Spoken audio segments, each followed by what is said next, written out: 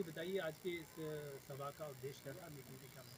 मैं कैलाश नाहर मालवी वशिष्ठ समाज समिति का गठन 1992 में हुआ था। उसके प्रथम अध्यक्ष महोदय आदरणीय प्रेमनाथ जी मालवी जी हमारे बीच में उपस्थित है। उसके बीच में इनके बाद दूसरे अध्यक्ष श्री सत्यनारायण वर्मा जी बने और तीसरा अध्यक्ष समाज ने मुझे सर्वसम्मति से चुनाव करके मुझे अध्यक्ष बनाया था। और मुझे समाज के द्वारा जो संपत्ति सौंपी गई थी 12/24 का शाहपुरा गांव में कार्यालय, हमारा कार्यालय था। समाज की बैठक करते थे हम लोग उसमें।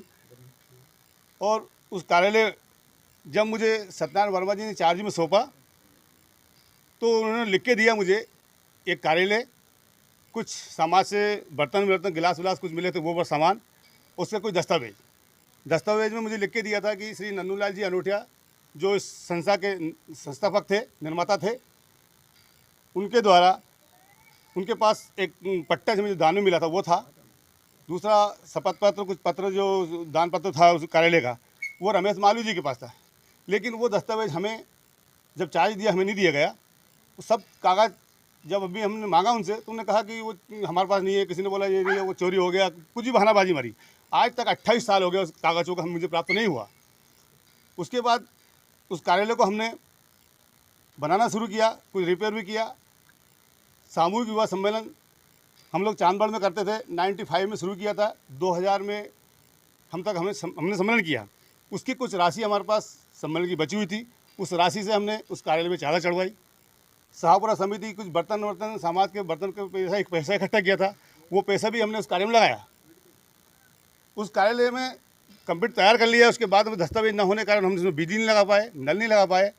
और आज जब हमने उस कार्यालय को दान कर दिया, और दान इसलिए किया, पूरी समाज के ये निर्णय था, काफ़ी दिनों से चर्चा चल रही थी, समाज ने कहा था इस कार्यालय को दान कर दो और इसकी जो राशि मिले उससे कई बड़ी ज़मीन, धर्मशाला की ज़मीन खरीद ली जाए। हमने मौखिक और फ़ोन के द्वारा लॉकडाउन के टाइम में लोगों को सूचना पहुंचाई। उस बैठक में 3 मार्च को बैठक थी, उसमें करीब 12 सदस्य हमारे इकट्ठे उपस्थित हुए थे। उस बैठक में हमने उस कार्यालय की 2-3 लोगों से चर्चा हुई। उन्होंने उस कार्यालय का 2.5 और 3 लाख ज़्यादा नहीं बता रहे थे, लेकिन एक सज्जन जिनका मकान वहाँ पास बाजू में था, उन्होंने उस कार्यालय का हमें 4.5 लाख रुपये दिया।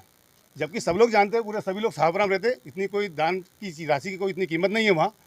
लेकिन हमारे कमेटी में जो बहुत पुराने लोग थे, जो है इनके माननीय प्रथम अध्यक्ष के साथ में 2 लोग थे, उनको आपत्ति हुई कि आपने हमसे नहीं पूछा।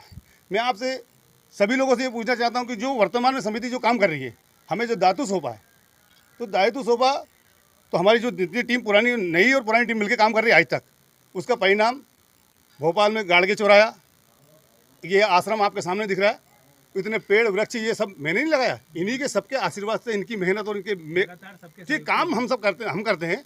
लेकिन सहयोग और सपोर्ट किसी न किसी रूप में सब लोग देते हैं। तो इन्हीं की दम पे ये जगह हमने आश्रम बनाया।